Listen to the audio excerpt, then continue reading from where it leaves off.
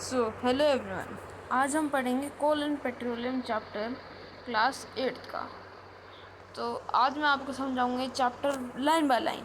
तो अगर आप रिवीजन कर रहे हैं तो आप मेरी स्पीड को 2x पे करके सुनिए। ये आपके लिए बहुत बेनिफिशियल होगा और जल्दी जल्दी पूरा चैप्टर रिवाइज भी हो जाएगा। तो चलिए स्टार्ट करते हैं। We use various materials for our basic needs. Some of them are found in nature and some have been made by human efforts. तब इस लाइन का यह मतलब है कि हम कई सारे मटेरियल्स का यूज़ करते हैं अपनी बेसिक नीड्स के लिए।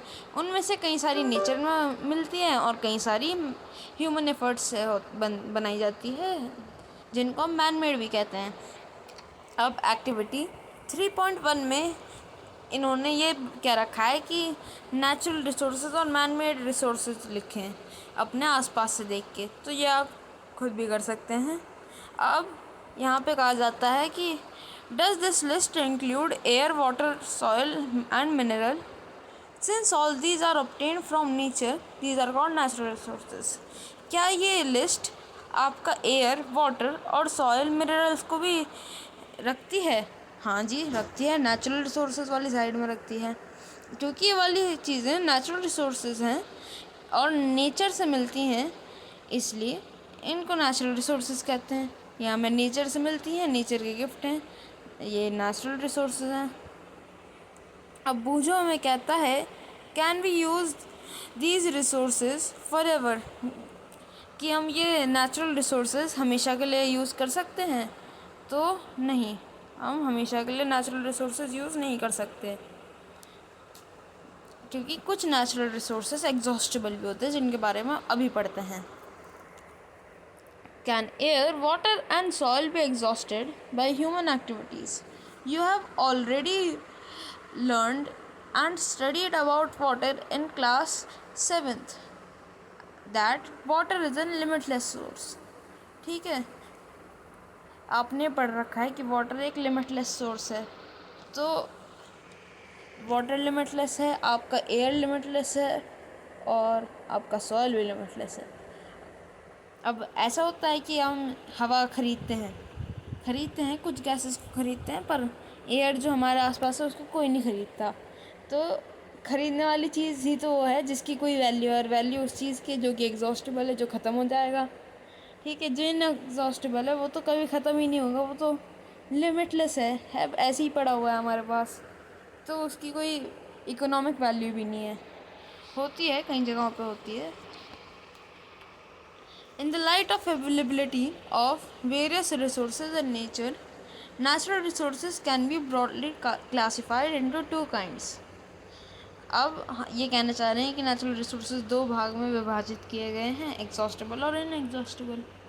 इनएग्जॉस्टेबल से शुरुआत करते हैं। These resources are present in unlimited quantity in nature and are not likely to be exhausted by human activities. Examples are sunlight, air. ठीक है, ये कहना चाह रहे हैं इनएग्जॉस्टेबल रिसोर्सेज जो होते हैं वो अनलिमिटेड होते हैं और हमारी ह्यूमन एक्टिविटीज़ से इन पे कोई प्रभाव नहीं पड़ता है, ख़त्म नहीं होती है हमारी ह्यूमन एक्टिविटीज़ से। जैसे कि सनलाइट, हम सोलर एनर्जी बना रहे हैं, हम इसको यूज़ करने पर सनलाइट को कोई फ़र्क नहीं पड़ रहा। एयर हम ले रहे हैं, ठीक है, और हम एयर को ही छोड़ रहे हैं, तो एयर को फिर वापस से फ़र्क नहीं पड़ रहा हमारे एक्टिविटीज़ से। तो वही हमारी ह्यूमन एक्टिविटीज़ पे, इन पे फ़र्क नहीं पड़ता ह्यूमन एक्टिविटीज़ से। अब हम आते हैं एग्जॉस्टेबल रिसोर्सेज पे। ये वो रिसोर्सेज होते हैं जो अनलिमिटेड नहीं होते हैं, जो लिमिटेड होते हैं और ह्यूमन एक्टिविटीज़ से एग्जॉस्टेड भी हो सकते हैं। इनका एग्जांपल होता है जैसे कि forest, wild life, minerals, coal, petroleum and natural gas etcetera. एक बार रीड कर देते हैं। The amount of these resources in nature is limited, they can be exhausted by human activities. Example of these resources are forest, wildlife, minerals, coal, petroleum, natural gas, etc. Activity 3.2 ये group activity है और इसमें हमें ये दे रखा है कि आप सात सात लोगों के ग्रुप्स डिवाइड करो। और फिर उनको 3 सब ग्रुप में डिवाइड करो। जिस पहले वाले ग्रुप में एक बंदा होगा, दूसरे वाले में 2 और आखिरी वाले में 4। ठीक है। और अब कंटेनर्स भर दो अलग अलग चीज़ों। मान लिया आप भर लो कंटेनर मूंगफली के। ठीक है। अब ये सारे आप हर ग्रुप को दे दो। तो अब आप देखोगे कि जो पहले ग्रुप का बंदा है उसके लिए एक लिमिटलेस रिसोर्स है, लिमिटलेस है उसके लिए बहुत सारे हैं। जो हमने उसको बॉक्स में मूंगफली दी है उसके लिए बहुत सारे हैं। फिर दूसरे ग्रुप के लोग, मतलब सेकंड जनरेशन, जो आपके एक ग्रुप के 3 ग्रुप थे, पहले वाले ने खा लिया। फिर सेकंड ग्रुप में 2 लोग थे, उन्होंने भी खा लिया। और जो बचा वो आपका लास्ट सब ग्रुप थर्ड जनरेशन के लिए छोड़ दिया। तो अब कई ग्रुप्स में जो लास्ट जनरेशन थी उनको कुछ खाने को नहीं मिला। ठीक है। और कईयों को मिल गया क्योंकि जो सेकंड लास्ट जनरेशन थी वो कंसर्न थी इनके बारे में। तो यही बताया है। अब हम आगे चलते हैं अपनी रीडिंग पे। Assume that eatables in the containers represent the total availability of exhaustible natural resources like coal, petroleum, or natural gas. Each of these group may have different consumption pattern. Are the earlier generations of any group too greedy? It may be that the earlier generations in some groups were concerned about for the coming generations and left something for them. In this chapter we will learn about some exhaustible resources like coal, petroleum, and natural gas. These were formed from the dead remains of living organisms which are fossils. So these are known as fossil fuels. तो अभी यहाँ पे बहुत important सी बात कहना चाहते हैं कि सोचो कि ये जो ईटेबल्स थे, ये जो मूंगफली हमने रखी थी, ये चीज़ें रिप्रेजेंट करती हैं हमारे इनएग्जॉस्टेबल रिसोर्स की अवेलेबिलिटी को, जैसे कि कोल, पेट्रोलियम और नेचुरल गैस। हर ग्रुप में एक अलग अलग कंजप्शन का पैटर्न होगा, अलग अलग पैटर्न से वो खाते होंगे। पर कुछ ग्रुप की मैंने जैसे बात करी थी, कुछ ग्रुप के जो लोग थे वो क्या थे, कंसर्न थे, और वो ग्रीडी भी नहीं थे। ठीक है। वो कंसर्न थे आगे वालों के लिए और उनके लिए कुछ छोड़ दिया ताकि आगे वालों के लिए कमी ना पड़े। और हमारे साथ हमें भी यही करना चाहिए कि हमारी आगे की जनरेशन के लिए हमें ये एग्जॉस्टेबल रिसोर्सेज को बचाना चाहिए। इस चैप्टर में हम ये भी पढ़ेंगे कि ये एग्जॉस्टेबल रिसोर्सेज कौन कौन से हैं और कैसे हैं। जैसे कि कोल के बारे में पढ़ेंगे, हम पेट्रोलियम के बारे में पढ़ेंगे और हम पढ़ेंगे नेचुरल गैस के बारे में। अब ये जो चीज़ें थी ये डेड रिमेन से बनी थी लिविंग ऑर्गेनिज्म के। फॉसिल सुने हैं, ये वही होते हैं डेड रिमेन्स लिविंग ऑर्गेनिज्म के। ये आपके वुड प्लांट्स ये भी आ सकते हैं, प्लांट्स वगैरह भी हो सकते हैं। ये आपके एनिमल्स भी हो सकते हैं, बर्ड्स भी हो सकते हैं, इंसेक्ट्स भी हो सकते हैं। तो इनसे निकाले गए फ्यूल्स को फॉसिल फ्यूल्स कहते हैं। अब आते हैं हम कोल पे। कोयला, कभी सुना है कोयले के बारे में? सब ने सुना होगा, देखा भी होगा कईयों ने। तो अब इसके बारे में पढ़ते हैं। यहाँ पे कोयले की फ़ोटो दे रखी है, इसको ध्यान से देखो कैसा होता है कोयला। ऐसा होता है कुछ। अब यू मे हैव सीन कोल और heard about it. It is hard stone and is black in color. Coal is one of the fuels used to cook food earlier. It was used in railway engines to produce steam to run the engine. It is also used in thermal power plants to produce electricity. Coal is also used as a fuel in various industries. तो ये अब कोल के बारे में बता रहे हैं, कोयले के बारे में बता रहे हैं। कोयला एक बहुत ही ज़्यादा हार्ड चीज़ है, ये पत्थर जितनी हार्ड है, ठीक है। ब्लैक इन कलर है, काली है, काले रंग में है, ठीक है। अब कोल फ्यूल्स की तरह भी यूज़ होता है, पहले खाना खाने में यूज़ होता था, अभी भी होता है। बारबेक्यू देखा होगा आपने कभी, उसमें भी कोल का यूज़ होता है।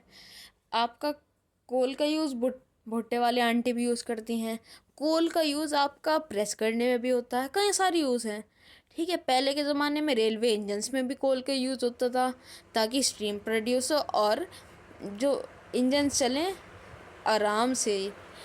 आपने मूवीज़ में भी देखा होगा ये कि कैसे स्टीम इंजन्स वाली ट्रेन थी और उसमें कोयला डलता था। और अभी के टाइम में आप सुनते होंगे थर्मल एनर्जी पावर प्लांट, तो ये इनमें भी कोल का यूज़ होता है ताकि हम इलेक्ट्रिसिटी प्रोड्यूस कर पाएँ, ठीक है।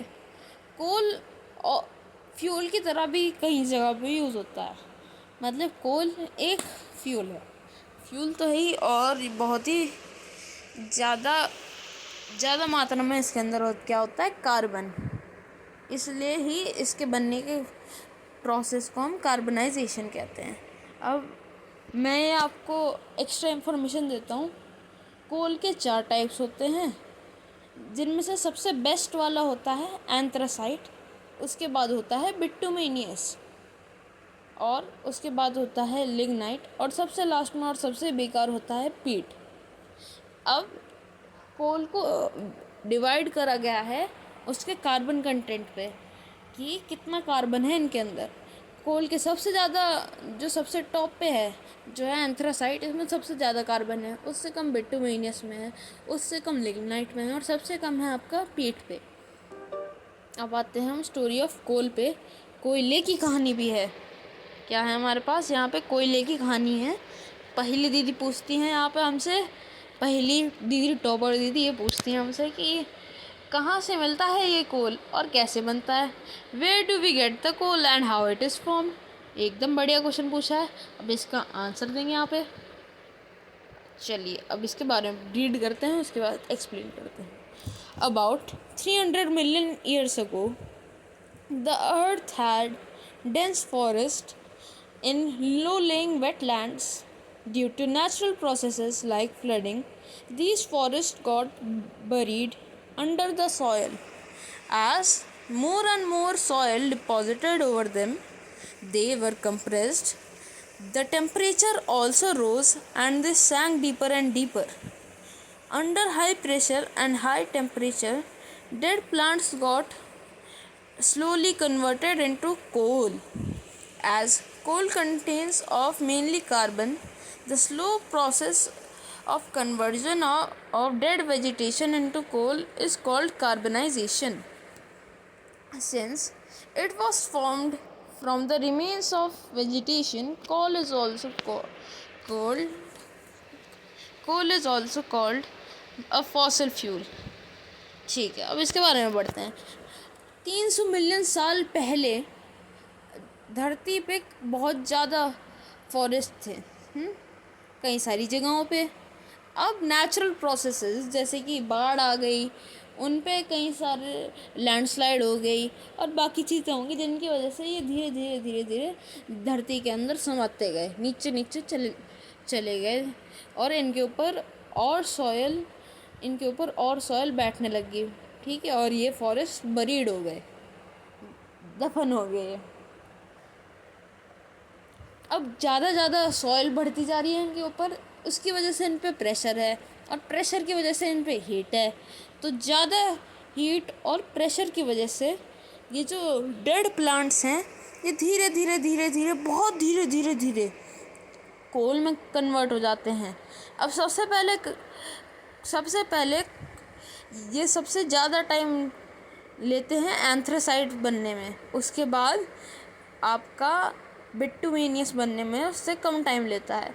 उससे कम टाइम लेता है लिग्नाइट बनने में, और सबसे कम टाइम लगता है पीट वाला कोल बनने में। ठीक है, यहाँ पे अब हम पढ़ते हैं कि जो कोल है उसके अंदर सबसे ज़्यादा कार्बन है। मैं आपको पहले ही बता चुका हूँ, और इसके बनने के बहुत ही स्लो प्रोसेस को हम कार्बनाइजेशन कहते हैं। अब क्योंकि ये रिमेन्स ऑफ वेजिटेशन से बना है, ये मतलब आपके प्लांट से बना है, प्लांट्स के बचे हुए हिस्सों से बना है, इसलिए हम इसे फॉसिल फ्यूल भी कहते हैं। अब यहाँ पे दे रखा है कोल माइन। कोल माइन ऐसी होती है, ये जो फोटो दे रखी है इसमें पिक्सल वगैरह सब फटे हुए हैं, पर एक बार कोल माइन को देखो, यहाँ पे मशीन्स हैं और कोल माइंस में लोग भी काम करते हैं। कोल की खदानें होती हैं जिनमें लोग जा के कोयला निकाल के लाते हैं। रिस्की काम होता है, ये बताया जाता है। अब आगे बढ़ते हैं कोल के बारे में। ठीक है, when heated in air, coal burns and produces mainly carbon dioxide. Coal is produced in processed in industries to get many useful substances from coal, such as coke, coal tar and coal gas. अब ये कहना चाह रहे हैं कि जब हम कोयले को एयर में हीट करते हैं तो फिर इसमें से क्या निकलता है, इसमें से सबसे ज़्यादा कार्बन डाइऑक्साइड गैस निकलती है। वही गैस जो हम अपनी नाक से बाहर निकालते हैं, जो कि अभी मैं निकाल रहा हूँ। Breathe in breathe out, carbon dioxide निकली। वैसे ही कोयले में से बर्निंग पे कार्बन डाइऑक्साइड निकलती है। कोल इज़ प्रोसेस्ड, मतलब कोल को प्रोसेस किया जाता है, कोल को गर्म किया जाता है। इसमें कई सारी चीज़ें करी जाती हैं इंडस्ट्रीज़ में, आपकी फैक्ट्री वगैरह में, ताकि हमें इसमें से कुछ यूज़फुल, कुछ ऐसी चीज़ें जिनका हम प्रयोग कर पाएँ निकल पाएँ। जैसे कि कोक होता है, कोयला होता है, कोयले का कोल तार सुना होगा, कोयले में से कोल तार बनता है, और कोल गैस। कोल तार के बारे में हम सब नहीं सुना तो होगा ही, क्योंकि ये आपका रोड बनाने में यूज़ होते थे। अब हम कोक पे आते हैं, जो कि कोयले से बनता है, कोल से बनता है। ठीक है, कोक, और ये वो कोक नहीं है जो एज अ कोल्ड ड्रिंक पीते हैं, एक अलग है। ये एक सब्सटेंस है जो कि वापस से बता रहा हूँ मैं, कोल से मिलता है, कोयले से मिलता है। अब it is a tough, porous and a black substance. It is almost pure form of carbon. Coke is used in manufacturing of steel and extraction of many metals. जो कोयला होता है, कोयले से बना के जो हमें कोक मिलता है, ये बहुत ही ज़्यादा टफ होता है, पोरस होता है, इसके अंदर पोर्स होते हैं, और ब्लैक कलर का होता है यह सब्सटेंस। ठीक है, आसान बात थी। क्वेश्चन आ जाएगा कोक की प्रॉपर्टीज़ लिखो, तो ये सब लिख के आ जाएंगे लाइन बाय लाइन, अलग अलग करके, ताकि मार्क्स टीचर को पढ़ने में आसानी हो।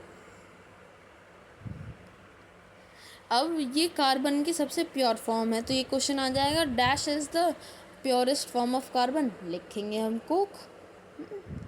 कोक का यूज़ होता है हमारा स्टील के मैन्युफैक्चरिंग में और कई सारे मेटल के एक्सट्रैक्शन में, मेटल को खींच के बाहर निकालने में कोक का यूज़ होता है।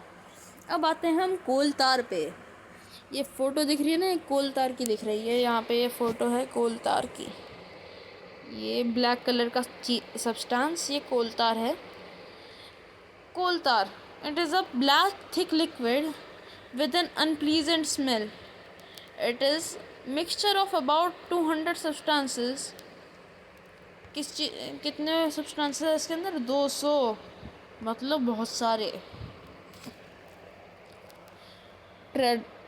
Products obtained from coal tar are used as starting material for manufacturing various substances used in everyday life in industry like synthetic dyes, drugs, explosive, perfumes, plastic, paints, photographic materials, roofing materials, and etc.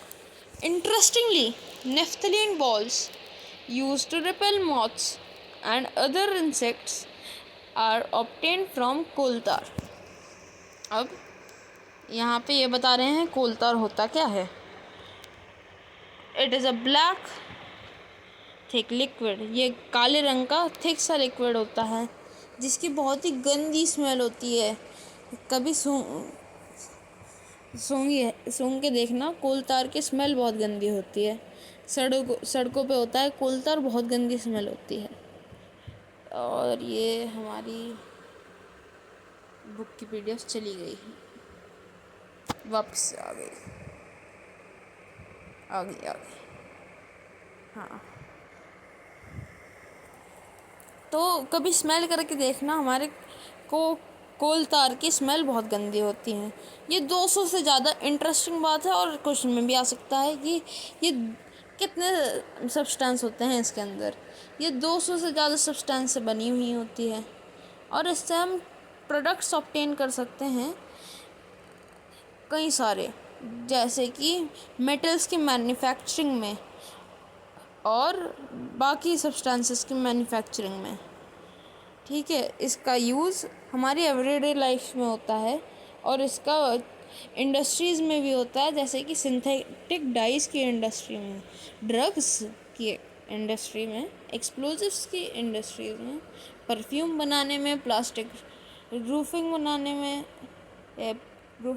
में plastic में होता है, paint में होता है, photographic material में होता है और बाकी सारी चीज़ों में. सबसे तगड़ी बात यह है, जो आपने नेफ्थलीन बॉल देखी होंगी जिनका यूज़ मोथ रिपेल करने में आता है और बाकी सारे इंसेक्ट्स को भगाने में आता है, वो कोल तार से ही बनती है. या आपके घर में देखी होंगी, आपने अलमारी के अंदर देखी होंगी, आपने ये जो आपके बेड के नीचे स्टोरेज का एरिया होता है उसके अंदर डालती हैं मम्मी. कई लोगों के बाथरूम में भी रहती है ताकि इंसेक्ट्स रिपेल हों, इंसेक्ट्स ना हों. ये यूज़ होता है इनका. तो नेफ्थलीन बॉल वाला क्वेश्चन आ सकता है, इम्पॉर्टेंट है.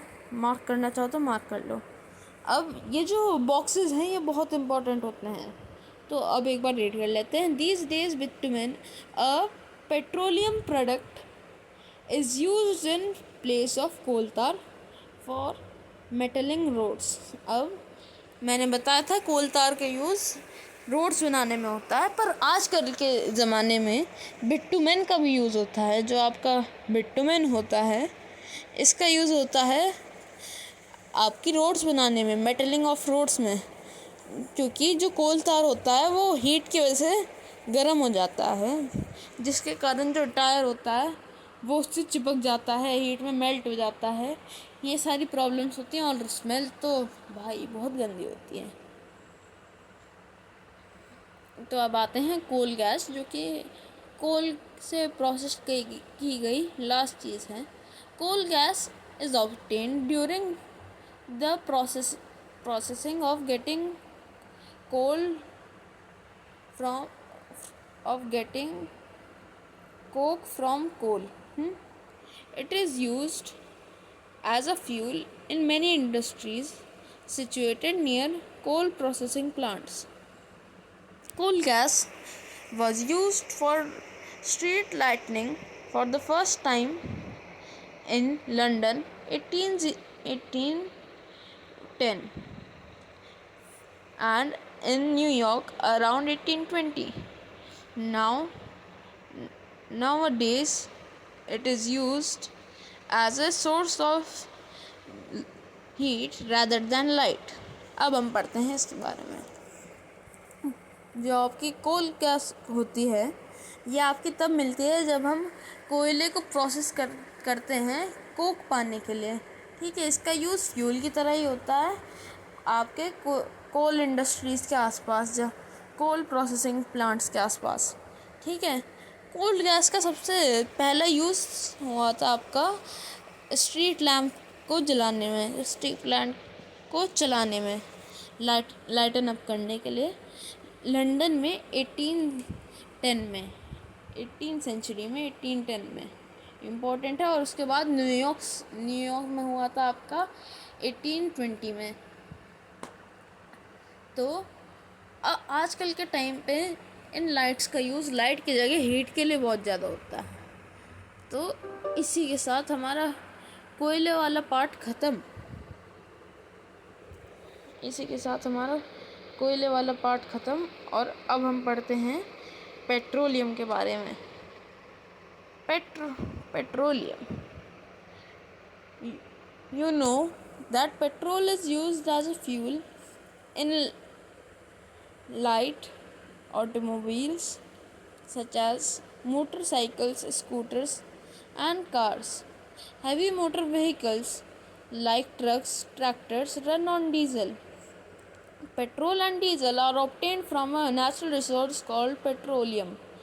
The word petroleum is derived from petra, which means rock, and oleum, which means oil, as it is mined from between the rocks under the earth, shown in figure 3.4.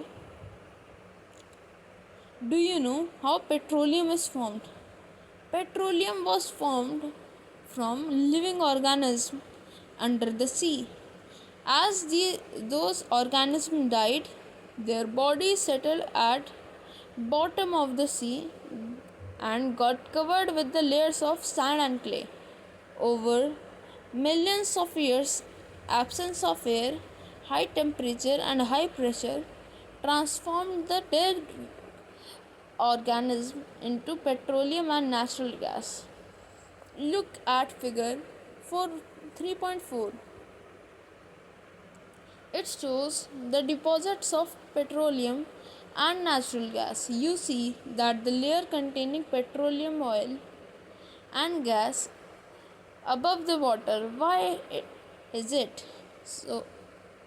Recall that oil and gas are lighter than water and do not mix well. अब मैं आपको बताता हूँ कि ये कहना क्या चाहते हैं। ये कहना क्या चाहते हैं इसके साथ? ये कहना चाहते हैं कि जो हम पेट्रोल को यूज़ करते हैं हमारी गाड़ियों में, वो उसका यूज़ होता है लाइट मोटर व्हीकल्स में, जैसे कि आपकी बाइक्स होगी, स्कूटी होगी, रिक्शा हो गई और कई छोटी गाड़ियों में।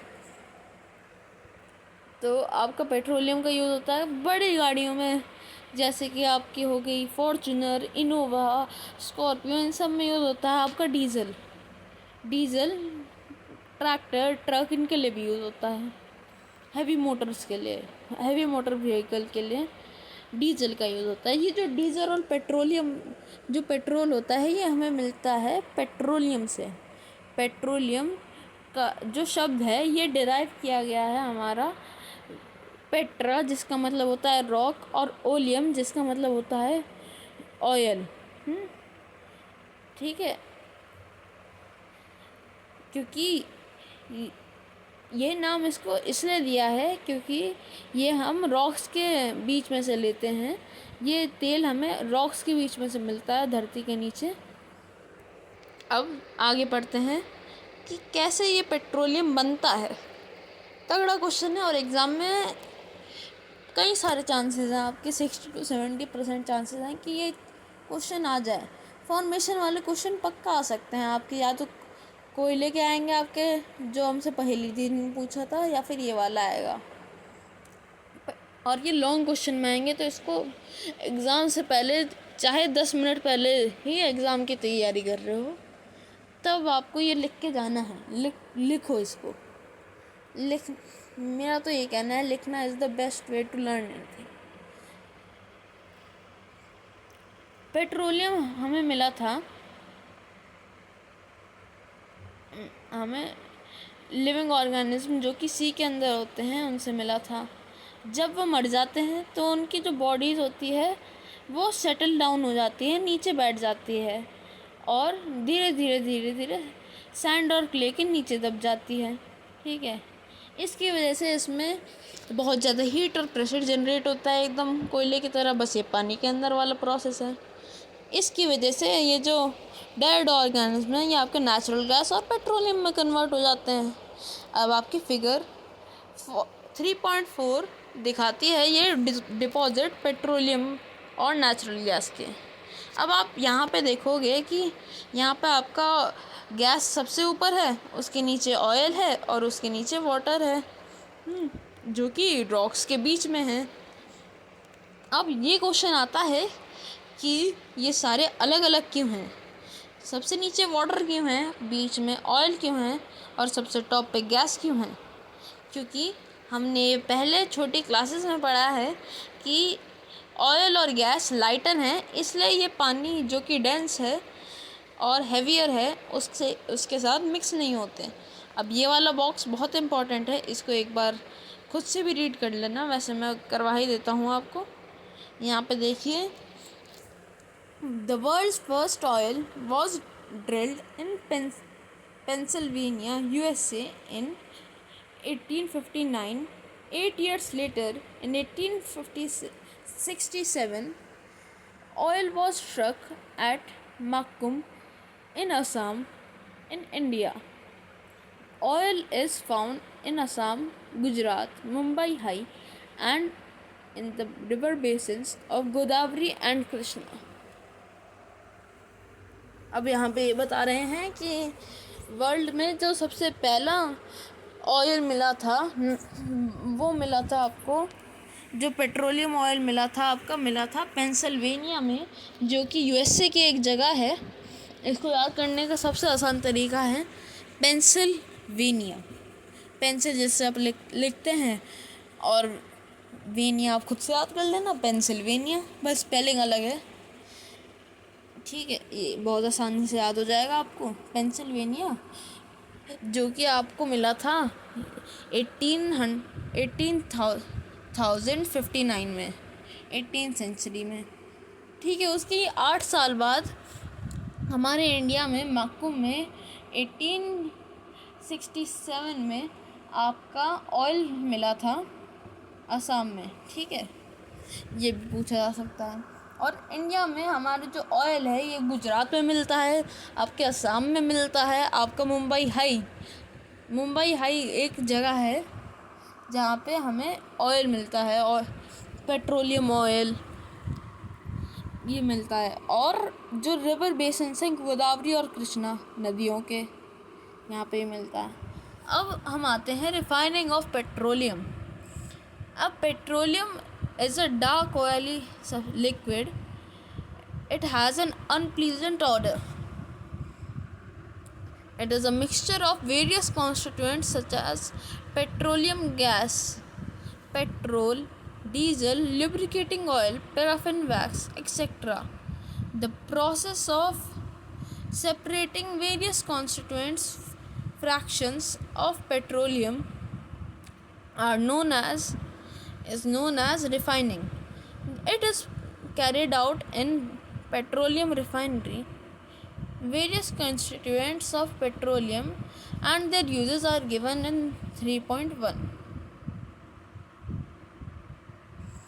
तो ये यहाँ पे बता रहे हैं कि पेट्रोलियम होता ही क्या है। पेट्रोलियम एक डार्क ऑयली लिक्विड होता है, ठीक है, जिसकी बहुत ज़्यादा गंदी स्मेल होती है। ऑर्डर शब्द का यूज़ हम गंदी स्मेल के लिए करते हैं, बहुत ही बेकार स्मेल होती है इसकी।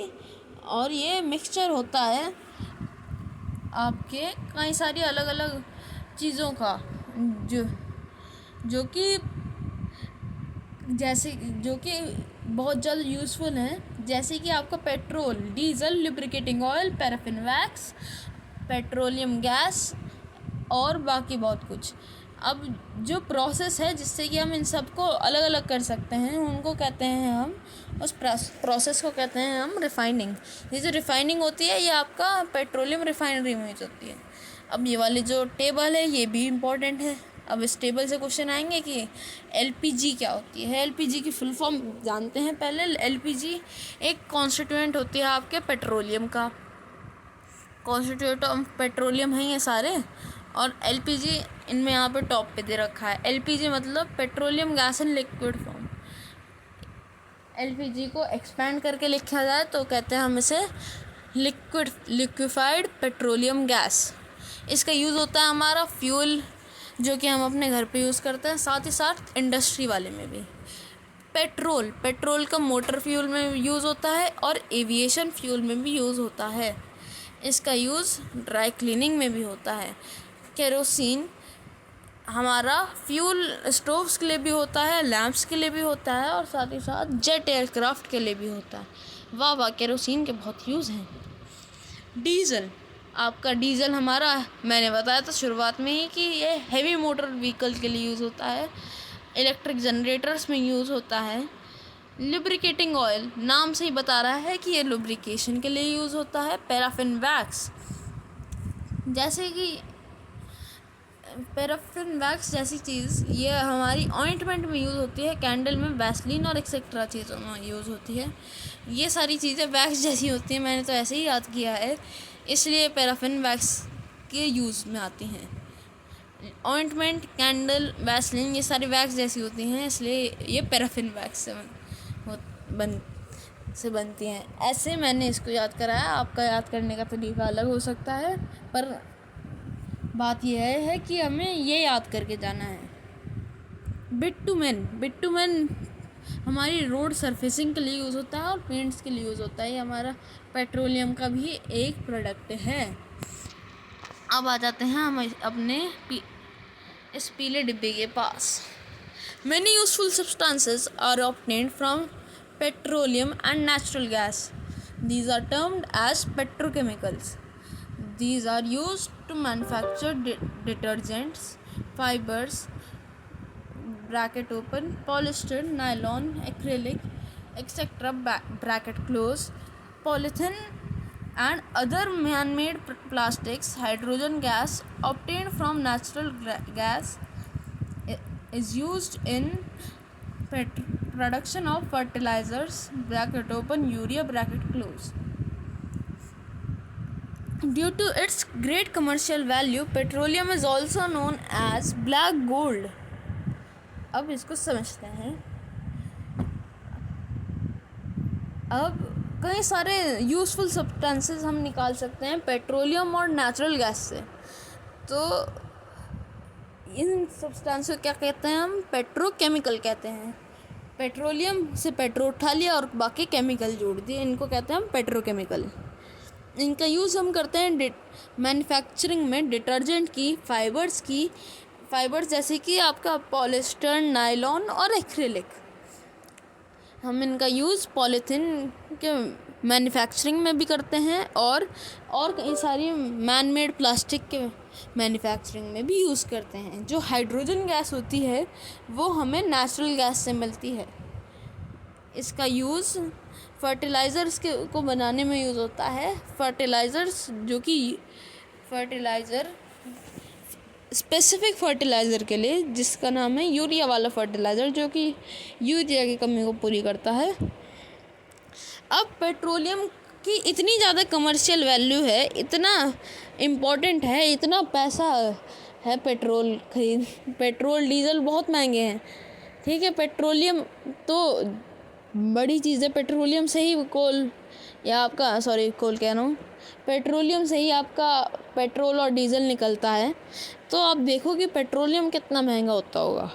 इसलिए पेट्रोल की इतनी इम्पोर्टेंस, इतनी इकोनॉमिक वैल्यू की वजह से पेट्रोलियम को हम कहते हैं ब्लैक गोल्ड, काला सोना, black gold.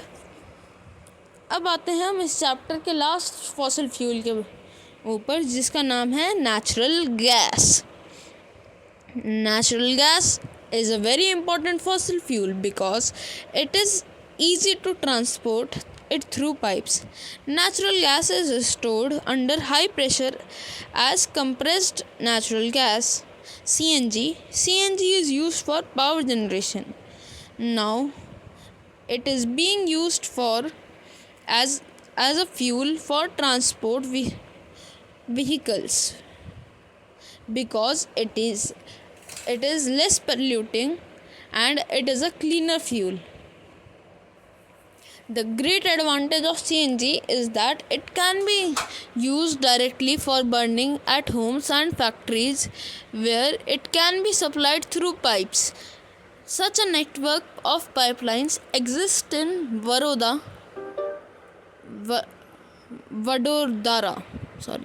Vadodara in Gujarat, some parts of Delhi, and other places. Natural gas is also used as a starting material for manufacture of number of chemicals and fertilizers. India has a vast reserve of natural gas. In our country, natural gas has been found in Tripura, Rajasthan, Maharashtra, and in Krishna Godavari Delta. अब इसको समझते हैं।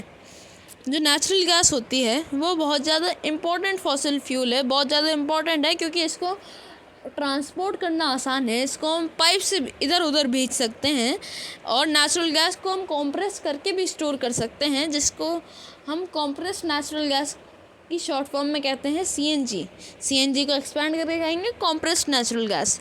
जो CNG है, इसका नाम आपने आजकल बहुत सुना होगा। सीएनजी आपकी गाड़ियों में यूज़ होता है, सीएनजी आपका पावर जनरेशन में यूज़ होता है, और जैसा मैंने कहा ये गाड़ियों में भी यूज़ होता है क्योंकि बहुत इम्पोर्टेंट बात है, क्योंकि ये कम पोल्यूशन करता है, क्लीनर फ्यूल है, इससे हमारे एनवायरनमेंट फ्रेंडली है, इससे हमारा एनवायरनमेंट बचता है।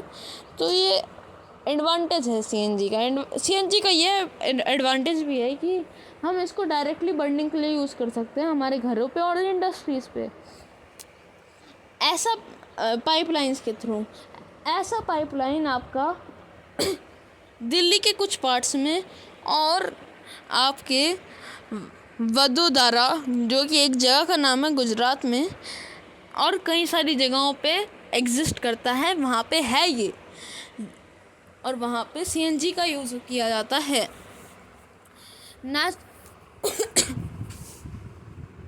नेचुरल गैस का यूज़ हम मटेरियल को मैन्युफैक्चर करने में भी यूज़ करते हैं इनका, हम नेचुरल गैस का, जैसे कि हम फर्टिलाइजर्स और केमिकल बनाने में इनका यूज़ करते हैं। इंडिया के पास कई सारे नेचुरल गैस के रिजर्व्स हैं। हमारी कंट्री में नेचुरल गैस कई सारी जगहों में मिलती है, जैसे कि त्रिपुरा, राजस्थान, महाराष्ट्र और कृष्णा गोदावरी डेल्टा। हम यहाँ पे भूजू भैया पूछते हैं अपने टॉपर दीदी से, can coal, petroleum and natural gas be prepared in the laboratory from dead organics? पहली दीदी जो कि टॉपर है कहती हैं नहीं, no, their formation is very slow process and conditions for their formation can not be created in library. तो भूजू भैया तो बताता हूँ मैं क्या कहना चाहते हैं। भूजू भैया कहते हैं कि अब आपका ये कोयला, पेट्रोलियम, नेचुरल गैस ये आपका लेबोरेटरी में नहीं बना सकते मरे हुए ऑर्गेनिज्म से। अब आपकी टॉपर दीदी कहती हैं, पहली दीदी, कि नहीं, इनका जो फॉर्मेशन का प्रोसेस होता है बहुत ज़्यादा धीरे होता है और जो कंडीशंस चाहिए होती हैं वो लेबोरेटरी में नहीं मिल सकती, अभी तक तो नहीं, आगे चल के कुछ हो जाए तो कुछ कह नहीं सकते, क्योंकि ये देश बदल रहा है धीरे धीरे। हर साल कोई ना कोई साइंटिस्ट नई खोज करता है, तो किसी दिन हम लैब में ही बनाने लग जाए नेचुरल रिसोर्सेज। पर चलो वो आगे की बात है, अभी हम पढ़ते हैं आगे का लास्ट टॉपिक। ये हमारा है some natural resources are limited.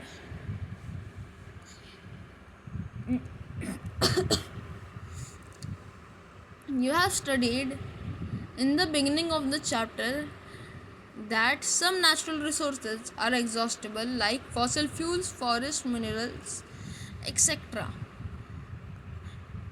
अब आपने पढ़ा है कि जो कई सारी चीज़ें हैं ये एग्जॉस्टेबल होती है, जैसे फॉसिल फ्यूल हो गए, हमारे फॉरेस्ट हो गए, मिनरल्स हो गए, ये हमारे जो एक्टिविटीज़ है, ह्यूमन एक्टिविटीज़ है, इनसे ये एग्जॉस्टेड हो जाते हैं, ख़त्म हो जाते हैं, ठीक है, इन पे प्रभाव पड़ता है हमारा।